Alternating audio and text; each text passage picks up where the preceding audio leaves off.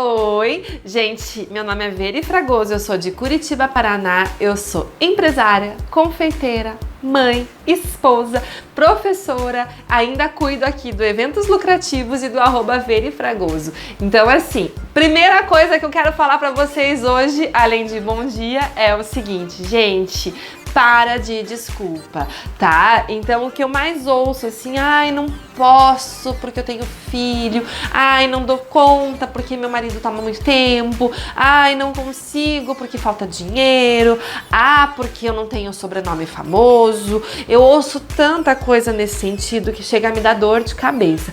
Gente, para de desculpa é o tema do nosso vídeo hoje. Só pra te falar uma coisa, tá? Sabe quantas vezes que eu já estive à beira de quebrar? 3. Não dá pra acreditar, né? Mas é verdade. Já teve 3 vezes que eu olhei para minhas contas, olhei para meu salário que não vinha e falei, cara, não vou aguentar, tô ferrada. Então assim, não é tudo flores. Só que a gente levanta a manga e a gente vai atrás. E aí a gente começa a buscar alternativas, técnicas de atendimento, técnicas de venda, técnicas de marketing e as coisas funcionam. E é engraçado que uma das vezes que eu tava bem mal das pernas, assim, que eu tava realmente achando que o negócio dessa vez ia quebrar, eu fiquei numa situação muito complicada, eu falei, cara, tá difícil, porque eu tava dando muito desconto. É engraçado porque quando a gente começa a ficar numa situação de falta de dinheiro, né, você parece que atrai. Tudo que você olha é caro. Meu Deus, essa caneta é caro. Meu Deus, esse papel é caro. Tudo se torna caro. E aí você só foca no preço. E quando você foca no preço, é uma coisa que eu aprendi estudando, mas aprendi na prática também. Uma coisa que quando a gente foca demais no preço, a gente faz o nosso cliente focar no preço. Então os meus clientes, eles só viam preço. Então eu chegava para eles e dizia assim, esse orçamento, vou inventar um valor qualquer aqui, tá? Ele é R$1.000, mas para você fechar hoje é 750. Então 25% de desconto. Aqueles 25% de desconto, eles me matavam, eles me deixavam assim no meu limite. Tipo, se eu desse mais R$2, eu já não tinha lucro. Então assim, eu tava naquele limite extra de desconto, que eu já tava realmente a ponto de dar um desconto quase maior do que eu poderia dar. Mas eu fazia isso num desespero, porque eu tinha que fechar aquele contrato e eu só conseguia entender que se o dinheiro era tão importante para mim, o dinheiro era muito importante para o meu cliente também. E aí eu falei, cara, eu vou ter que mudar isso, porque, gente, eu tenho nome de mercado, né? Eu já tinha um nome de mercado quando essa situação aconteceu. Eu não era a mais bam da cidade, como até acho que ainda hoje não sou, mas eu tinha realmente um bom mercado, tinha um bom conhecimento de público, eu tinha realmente um produto de boa qualidade e eu sempre lutei muito para não diminuir minha qualidade, eu nunca diminui minha qualidade, eu só elevei ao longo desses anos. E aí, assim, naquele momento, o que aconteceu? Chegou um certo dia, já era final de ano, e eu tava perto de pagar 13º de funcionário. A gente tem uma equipe de 10 pessoas, então assim, eu tinha bastante dinheiro para gastar com funcionários. Eu tava com a minha moral bem lá embaixo, porque os fechamentos de contrato que eu tava tendo eram realmente com um lucro muito pequeno. Eu já sabia que naquele Natal eu não ia poder ter um dinheirinho extra, então assim, se eu quisesse fazer uma refeição melhor, né, viajar com a família, esquece, não ia ter como, porque eu não teria, eu sabia que eu não teria aquele dinheiro no final do ano. Então assim, eu nem pensava, mas se eu conseguir, não, era fadado, assim, eu tinha certeza que eu não ia ter aquele dinheiro e pronto. E aí eu ficava lá me lamentando. E o que eu digo assim, quando você se põe na posição de vítima, é o que você vira vítima. E aí quando você é vítima, o que a vítima é? Quando você assiste um filme, como que a vítima é? A vítima, ela é assim, oh, meu Deus, coitado de mim, né? O vilão tá atrás de mim. Então a gente se põe na posição de vítima, a gente fica nessa mesma situação. E aí eu não conseguia sair daquele ciclo. Eu era vítima do mercado, eu era vítima de uma funcionária sacana que me sacaneou, eu era vítima de um cerimonial que não gostou de alguma coisa que eu fiz, que foi culpa minha, mas que de repente, né, aí a culpa era dele, porque ele que não tava mais me indicando. E aí as coisas começaram a ficar muito vitimizadas. Chegou um momento que eu falei assim, cara, eu tenho que... Oi, vocês estão bem? Vocês quase caíram, né? Eu vi, mas tá tudo certo. A câmera já voltou aqui, bateu um ventão agora. Mas ó, continuando aí. Eu acabava me vitimizando muito. E eu percebi em um certo momento que eu não podia mais me vitimizar. Eu tinha que pôr as rédeas da minha vida. E aí eu aprendi, já sabia, mas tinha desaprendido e voltei a aprender que quem manda na minha vida sou eu. Então assim, desculpe, mas a empresa é minha, o preço é meu, o negócio é meu, a qualidade é minha, dá licença que quem manda aqui nessa parada sou eu.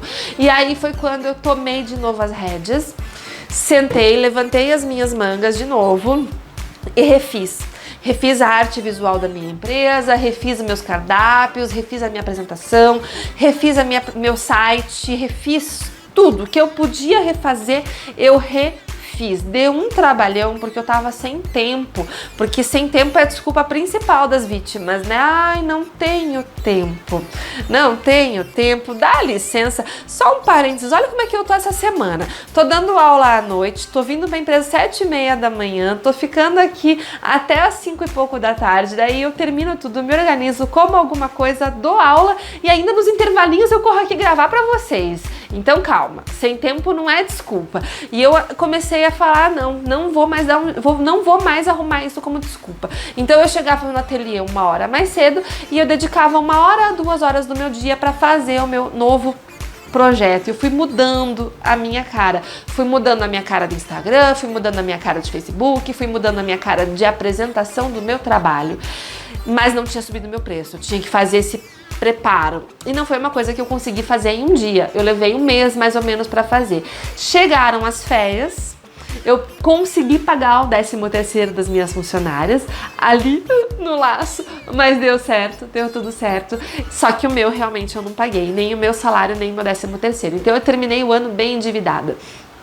Quando começou o ano, eu já estava decidida. Sabe aquele momento que você fala assim, vou tascar ali o... Não vou falar a palavra, mas eu falei, vou tascar ali isso mesmo. Agora eu vou resolver essa situação. Ou das duas, uma. Ou eu vou quebrar de vez, e aí eu vou ter que arcar com as consequências da minha decisão, vou ter que voltar para casa da minha mãe e fazer docinho na cozinha dela para poder atender o que tá fechado, porque nunca me passou pela cabeça em nenhum momento diminuir a qualidade do meu produto ou decepcionar as clientes que fecharam comigo. Então isso tem que ser a tua prioridade. Integridade no seu trabalho é a sua prioridade. Então se as suas contas estão quebradas, desculpe, você vai pegar aquele dinheirinho que você conseguir, você vai vender a televisão da tua casa, mas você vai atender a encomenda. Isso é algo que nunca passou pela minha cabeça em nenhum momento. E aí eu falei, se for o caso, daí eu quebro, fecho tudo, fecho o CNPJ e volto a trabalhar informal na casa da minha mãe, começo do zero e vambora, né?